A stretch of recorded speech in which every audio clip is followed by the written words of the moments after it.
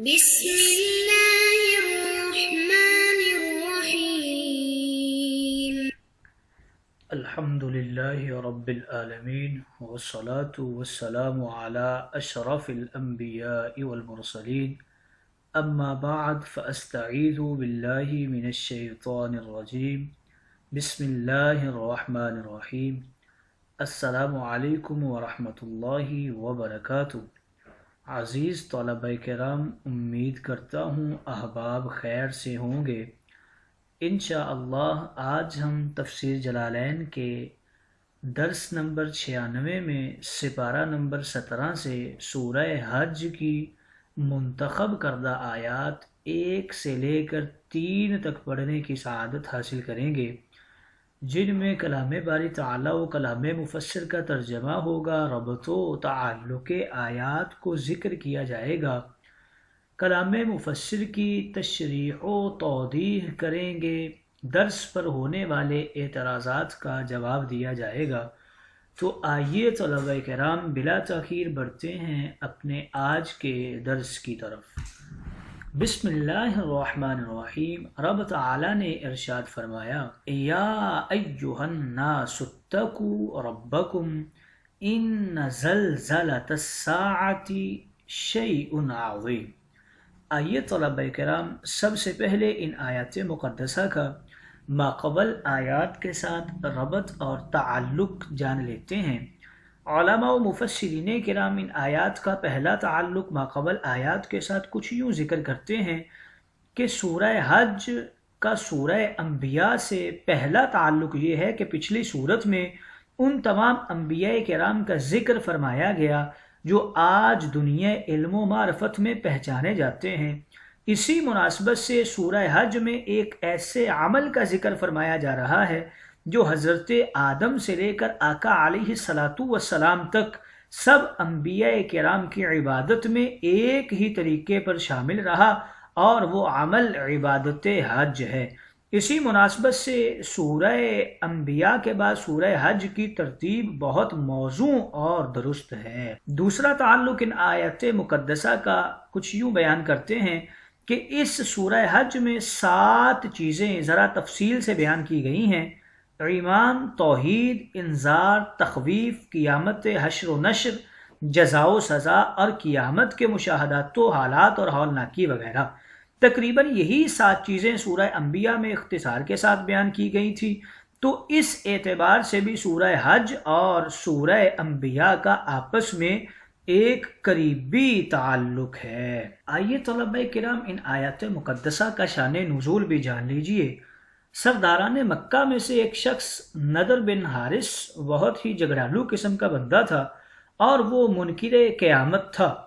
فرشتوں کو اللہ کی بیٹیاں کہا کرتا تھا اور قرآن مجید کو افسانی قصے کہا کرتا تھا۔ مغرور، احمق اور جاہل قسم کا تھا، تو اس کے رد میں یہ آیات مقدسہ نازل ہوئیں۔ سورہ حج کے متعلق مختصر سا تعارف بھی جان لیجئے۔ نزول کے اعتبار سے 12 حصوں میں ہے۔ یہ مکی بھی ہے، مدنی بھی ہے، سفری بھی ہے، حضری بھی ہے، لیلی بھی ہے، نہاری بھی ہے۔ اس کی آیات جنگ و جہاد میں بھی نازل ہوئی ہیں، زمانہ امن میں بھی نازل ہوئی ہیں۔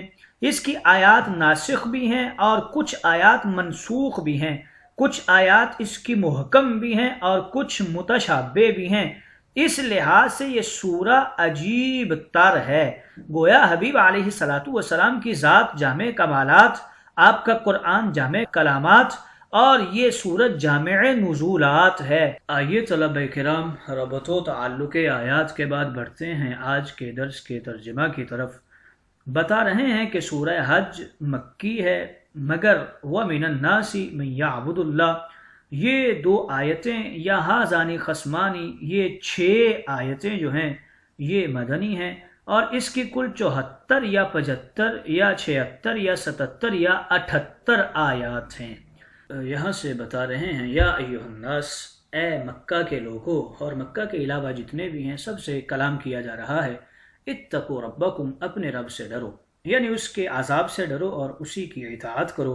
ان زلزلۃ الساعۃ، بے شک جو قیامت کا زلزلہ ہے، یعنی زمین کی جو شدت والی حرکت ہے اسے زلزلہ کہا جاتا ہے، جو طلوع شمس جب مغرب سے ہوگا اس کے بعد وہ آئے گی، اور یہی قرب قیامت ہوگا۔ شیء عظیم، یہ بہت بھاری چیز ہے۔ فی ازعاج الناسی، لوگ اس کی وجہ سے بے قرار ہو جائیں گے، خوف زدہ ہو جائیں گے، اور یہ عذاب کی ہی ایک قسم ہے۔ اس دن آپ دیکھیں گے کہ جو ہر مرضعہ بالفعل ہے، یعنی اپنے بچے کو دودھ پلا رہی ہوگی، وہ اپنے بچے کو اپنے سے دور کر دے گی اور بھول جائے گی دودھ پلاتے ہوئے بچے کو۔ وَتَدَعُ كُلُّ ذَاتِ حَمْلٍ حَمَلَهَا، اور ہر حاملہ جو ہے وہ اپنے حمل کو گرا دے گی۔ وَتَرَى النَّاسَ سُكَارَىٰ، اور لوگوں کو آپ اس شدت خوف کی وجہ سے نشے کی حالت میں دیکھیں گے، اور یہ نشہ شراب کا نشہ نہیں ہوگا، بلکہ اللہ تعالیٰ کا جو عذاب ہے وہ تو بڑا ہی شدید ہوگا، اور اس کی وجہ سے یہ سارے لوگ خوف زدہ ہوں گے۔ اور اگلی آیات جو ہیں یہ نضر بن حارث اور ایک جماعت کے بارے میں اتری ہیں۔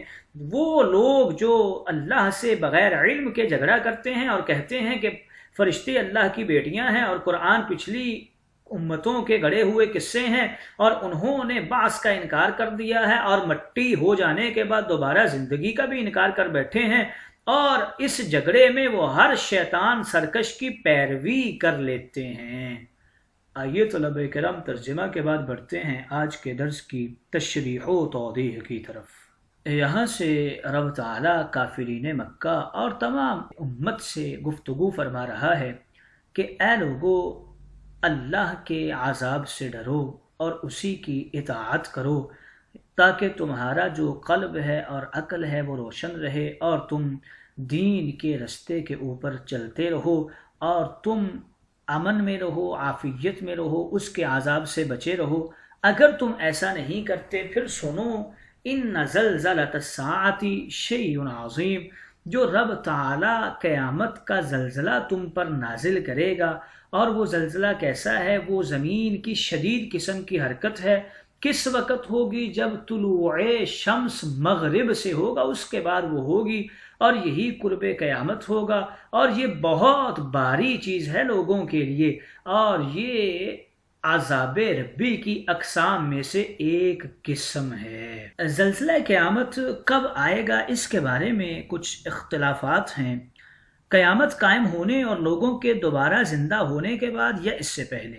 بعض نے یہ کہا ہے کہ یہ قیامت سے پہلے اسی دنیا میں ہوگا، اور قیامت کی آخری علامات میں شمار ہوتا ہے، جس کا ذکر قرآن مقدس کی بہت سی آیات میں فرمایا گیا ہے۔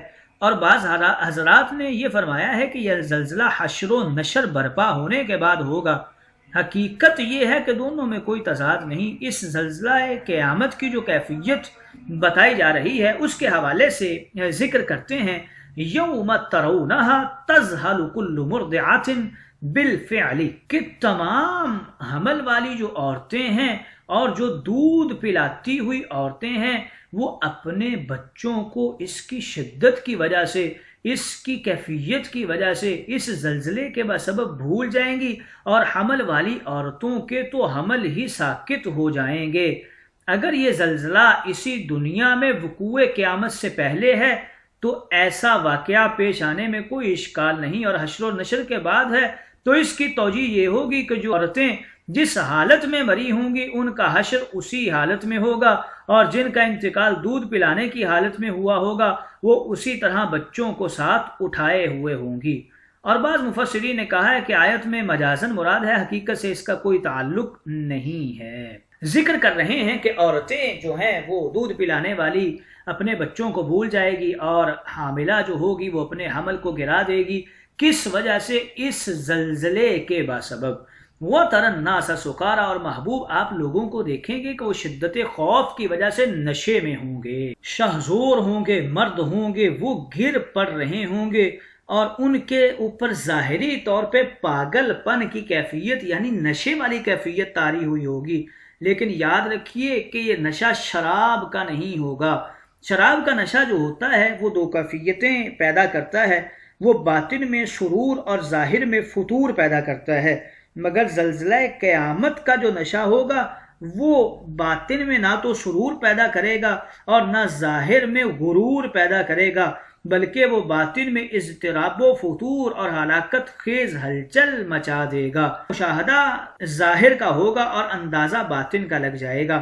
یہ ان مردوں کا حال ہوگا جن کو اپنی جوانی، دلیری، جنگجوئی اور ہمت مردانگی، حوصلہ مندی پر بڑا ناز ہوتا تھا، اور بڑی سے بڑی گھن گرج کڑک چنگار کو وہ کچھ بھی نہیں سمجھتے تھے، اس کی مثال دی جا رہی ہے کہ جب رب تعالیٰ کے اس زلزلے کا خوف وہ دیکھیں گے ان کے اوپر طاری ہوگا تو پھر وہ نشے کی حالت میں بھاگتے اور دوڑتے ہوئے نظر آئیں گے۔ آگے بتا رہے ہیں کہ ایک شخص تھا جو منکر قیامت تھا، اور اس نے اپنے ساتھ ایک ٹولہ بھی بنا رکھا تھا، اور وہ انکار کرتا تھا بعث کا بھی اور مرنے کے بعد اٹھنے کا بھی، اور رب تعالیٰ کی بیٹیاں فرشتوں کو کہا کرتا تھا، اور یہ بھی کہا کرتا تھا کہ قرآن پرانی امتوں کے گڑھے ہوئے قصے ہیں۔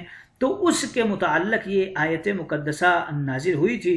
رب تعالیٰ نے ارشاد فرمایا وَمِنَ النَّاسِ مَن يُجَادِلُ فِي اللَّهِ بِغَيْرِ عِلْمٍ وَيَتَّبِعُ كُلَّ شَيْطَانٍ مَرِيدٍ، اور لوگوں میں سے وہ نضر بن حارث اور اس کی جماعت کے بارے میں کہہ رہے ہیں کہ کچھ لوگ ایسے ضدی اور جاہل ہیں کہ اللہ تعالیٰ کے بارے میں اس کی قدرت کے انکار میں بغیر علم کے جھگڑے کر رہے ہیں، کبھی مر کر دوبارہ زندہ ہونے کا انکار، کبھی قیامت کے قائم ہونے کا انکار، کبھی فرشتوں کو وہ رب کی بیٹیاں کہتے ہیں، کبھی وہ کچھ بولتے ہیں کبھی کچھ بولتے ہیں، اور وہ اپنے اس جھگڑوں میں ہر سرکش شیطان کی پیروی کر لیتے ہیں۔ بتا رہے ہیں کہ ابتدائی قیامت میں 6 قسم کے کام ہوں گے۔ پہلا کام نفخہ ہوگا یعنی فزع اکبر، اور دوسرا کام نفخہ یعنی صعق ہوگا، اور تیسرا کام تمام جاندار بے ہوش یہاں تک کہ قبر والے بھی، اور عذاب قبر بند ہو جائے گا، اور پھر نفخہ قیام یعنی 3 بار سور پھونکا جائے گا، اور چوتھا کام میدان محشر میں جمع ہونا ہوگا، اور 5واں کام حساب و کتاب ہوگا، اور 6واں کام فیصلہ الہیہ ہوگا، اور شفاعت کبریٰ و صغریٰ ہوگی، اور پھر سبھی لوگ جو ہیں وہ پل صراط کی طرف سب کی روانگی ہو جائے گی۔ تو یہ قیامت کی ہولناکیوں کو ہی یہاں پر ذکر کیا جا رہا ہے۔ ان آیات کریمہ کے متعلق مفسرین کرام کچھ اقوال کرتے ہیں۔ یا ایھا الناس کے اندر 3 قول ذکر کر رہے ہیں۔ بعض نے فرمایا اس سے مراد صرف کافرین ہیں، اور بعض نے کہا اس سے مراد صرف اہل ایمان ہیں، کیونکہ یہاں تقوی کا حکم ہے اور تقوی ایمان کے بعد ملتا ہے۔ اور تیسرا قول اس کے اندر یہ ہے کہ یہاں پر کافرین اور غیر کافرین سارے ہی مراد ہیں۔ اتقو کے حوالے سے کچھ اقوال کرتے ہیں۔ بعض نے کہا خوف عذاب مراد ہے جو صرف کفار کے لیے ہے، اور بعض نے کہا خشیت الہی مراد ہے جو صرف مومنین کی شان ہے۔ ترناسا کے اندر 2 قول ذکر کرتے ہیں۔ بعض نے فرمایا کہ ترا میں خطاب نبی کریم کو ہے، کیونکہ تا ابد عالمین کا مشاہدہ فرمانے والی ذات فقط نبی کریم کی ہی ہے، اور نزول کے وقت سے صرف آپ ہی اس شان خداداد کے مالک ہیں۔ اور دوسرا قول اس کا یہ ہے ترناسا کے اندر یہ مجازی خطاب ہے، اور اس وقت کے زندہ اور موجود لوگ مراد ہیں جو زلزلے کے وقت ایک دوسرے کو دیکھیں گے۔ سکارا کے اندر 3 قراتیں ہیں۔ مشہور قرات میں سکارا کے لفظ ہیں، اور شاذ قرات میں سکارا کے لفظ ہیں، اور نادر قرات میں سکرا کے لفظ بھی ہیں۔ من یجادل کے حوالے سے 3 قول ہیں۔ بعض نے کہا اس سے مراد نضر بن حارث ہے، بعض نے کہا ابو جہل مراد ہے، اور بعض نے کہا ابی بن خلف مراد ہے۔ کل شیطان کے حوالے سے بھی کچھ قول کرتے ہیں۔ بعض نے کہا اس سے مراد ابلیس ہے اور اس کی جناتی ذریت ہے، اور بعض نے کہا اس سے مراد سرداران مکہ اور عمرائے کفر ہیں۔ آئیے طلبہ اکرام تشریح و توضیح کے بعد بڑھتے ہیں آج کے درس پر ہونے والے اعتراضات کی طرف۔ پہلا اعتراض یہ ہوتا ہے کہ یہاں فرمایا گیا یوم ترونھا جمع مذکر حاضر کا صیغہ، یعنی تم سب دیکھو گے۔ پھر فرمایا گیا وَتَرَى النَّاسَ سُکارىٰ، پھر واحد مذکر ذکر کر دیا، یعنی آپ اکیلے دیکھو گے۔ وقت ایک ہے، زمانہ ایک ہے، حالت ایک ہے، تو پھر صیغے 2 طرح کیوں ذکر کیے ہیں؟ اس کا جواب یہ دیتے ہیں وقت اور زمانہ اور واقعہ اگرچہ ایک ہے مگر حالت ایک نہیں ہوگی۔ یہ جمع و واحد کے 2 علیحدہ صیغے 2 حالتوں کی وجہ سے ہیں۔ ایک حالت زلزلے کی ہوگی اور دوسری حالت زلزلے میں مبتلا لوگوں کی ترونا میں زلزلے کو دیکھنے کا ذکر ہے جس کو سب دیکھیں گے۔ ہاں ضمیر غائب کا مرجع زلزلہ ہے، پوری زمین زلزلے کی لپیٹ میں ہوگی، اور دوسری حالت زندہ و موجود انسانوں کی ہوگی اور سب ہی سکارا جیسے ہوں گے، اور اس حالت کا مشاہدہ صرف وہی کر سکے گا جس کے اوپر وہ حالت نہیں ہوگی، یعنی وہ ذات مصطفیٰ کریم ہوگی۔